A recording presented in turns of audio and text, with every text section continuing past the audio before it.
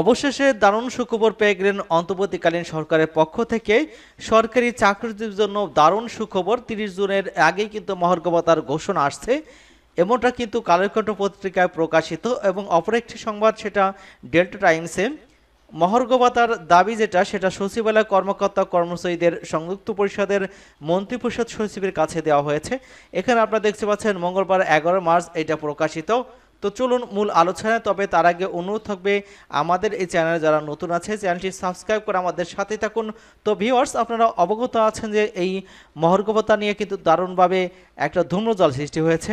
যে মহার্ঘ ভাতা দেওয়া হবে কি হবে না, এক এক সময় এক এক রকমের কথা কিন্তু উঠে আসছে। কেউ কোনো সময় বলছেন অর্থ উপদেষ্টা যে মহার্ঘ ভাতার বিষয়ে এখনো সিদ্ধান্ত হয়নি।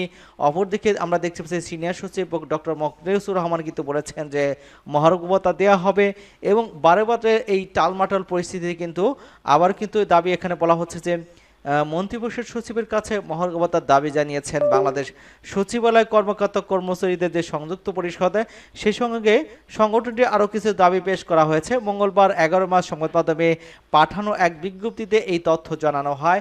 বিজ্ঞপ্তিতে বলা হয় যে বাংলাদেশ সচিবালয় কর্মকর্তা কর্মচারী যে সংযুক্ত পরিষদ, তার পক্ষ থেকে মঙ্গলবার সকালে মন্ত্রিপরিষদ সচিবের সঙ্গে কিছু দাবি বাস্তবায়নের বিষয়ে আলোচনা হয়েছে। এই আলোচনায় কিন্তু সচিবকে জানানো হয় যে জনপ্রশাসন মন্ত্রণালয়ের 24 ফেব্রুয়ারি অনুষ্ঠিত অভ্যন্তরীণ সমন্বয় সভার কার্যবিবরণীতে সঞ্জীবনী প্রশিক্ষণ বাতিল এবং ইন হাউস প্রশিক্ষণ 60 ঘন্টার পরিবর্তে 50 ঘন্টা নামিয়ে আনা হয়েছে। সচিবালয়ের কর্মকর্তা কর্মচারী যখন মহার্ঘ ভাতা ঘোষণা অপেক্ষায় অধীর আগ্রহে দিন পার করছেন, তখন এমন একটি সিদ্ধান্ত তাদের মধ্যে মারাত্মকভাবে হতাশা এবং ক্ষোভের সৃষ্টি করেছে।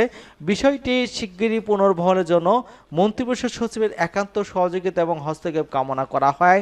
আলোচনায় সচিব আশ্বস্ত করেছেন যে সঞ্জীবনী ইন হাউস প্রশিক্ষণের বিষয়টি তিনি বিবেচনা করবেন। মহার্ঘ ভাতার বিষয়ে তিনি বলেছেন মুদ্রাস্ফীতি প্রায় স্থিতিশীল পথ রয়েছে এবং 2025 সালের মে জুন মাসের মধ্যে কিন্তু একটি ঘোষণা আসতে পারে বলে তাদের পক্ষ থেকে জানানো হয়েছে। আপনারা দেখতে পাচ্ছেন এখানে কিন্তু যে কর্মচারী ঐক্য পরিষদের সদস্যরা বা তারা যারা রয়েছেন তারা কিন্তু স্পষ্ট ভাষায় তারা কিন্তু দাবি দাওয়া পেশ করেছেন মন্ত্রিপরিষদ সচিবের কাছে। তিনি যেটা বলেছেন যে যেহেতু মুদ্রাস্ফীতি এবং স্থিতিশীল পর্যায়ে রয়েছে, সেহেতু এই 2025 সালের মে জুন মাসের মধ্যে একটি ঘোষণা আসতে পারে তেমনটা কিন্তু জানিয়েছেন। এবং আমরা দেখতে পাচ্ছি কালের কণ্ঠ পত্রিকায় যে 30 জুনের আগেই কিন্তু মহার্ঘ ভাতার ঘোষণা আসবে। আগামী 30 জুনের আগে কিন্তু সরকারি কর্মচারীদের জন্য মহার্ঘ ভাতার ঘোষণা করা হবে বলে জানিয়েছেন জনপ্রশাসন মন্ত্রণালয়ের সিনিয়র সচিব ডক্টর মোখলেসুর রহমান। তিনি বৃহস্পতিবার সচিবালয় সাংবাদিকদের এক প্রশ্নের জবাবে তিনি এই কথা জানান। কবে কত শতাংশ মহার্ঘ ভাতা ঘোষণা করা হবে সে বিষয়ে কিছু জানাননি তিনি। মহার্ঘ ভাতা পর্যালোচনা কমিটির সদস্য মোখলেসুর রহমান বলেছেন যে মহার্ঘ ভাতা নিয়ে দুটি সভা হয়েছে, এবার পেনশনভোগীরাও যাতে মহার্ঘ ভাতা দেওয়া হয়। এবার যারা মহার্ঘ ভাতা পাবেন ইনক্রিমেন্টের সময় সেই ভাতা বেসিকের সঙ্গে যুক্ত হবে। আর এক প্রশ্নের জবাবে তিনি বলেছেন অবশ্যই 30 জনের মধ্যেই মহার্ঘ ভাতা দেওয়া হবে, তবে কত শতাংশ মহার্ঘ ভাতা দেওয়া হবে সে বিষয়ে কিন্তু অর্থ উপদেষ্টা এবং অর্থ সচিবের সঙ্গে কথা বলার পরামর্শ দিয়েছেন।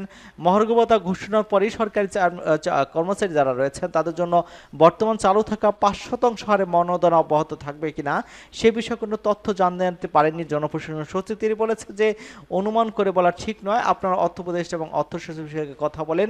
এখানে যেটা বলা হচ্ছে যে 30 জনের ভিতরে মহার্ঘ ভাতা দেওয়া হবে। ডক্টর মোহাম্মদ মোখলেসুর রহমান কিন্তু এমন আভাস দিয়েছেন। এবং আমরা ইতিমধ্যে দেখেছি যে বারবারে একবার অর্থ উপদেষ্টা বলেছিলেন যে মহার্ঘ ভাতার সে সিদ্ধান্ত হয়নি।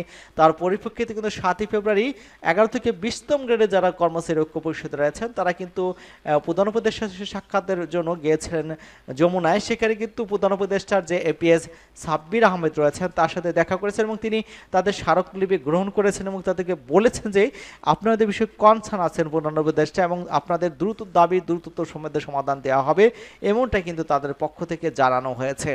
এবং তাদের চিঠি কিন্তু পাঠানো হয়েছে, এমনটা কিন্তু আরও জানানো হয়েছে। তো এটাই ছিল আজকে সংবাদের হাতে পাওয়া সংবাদ।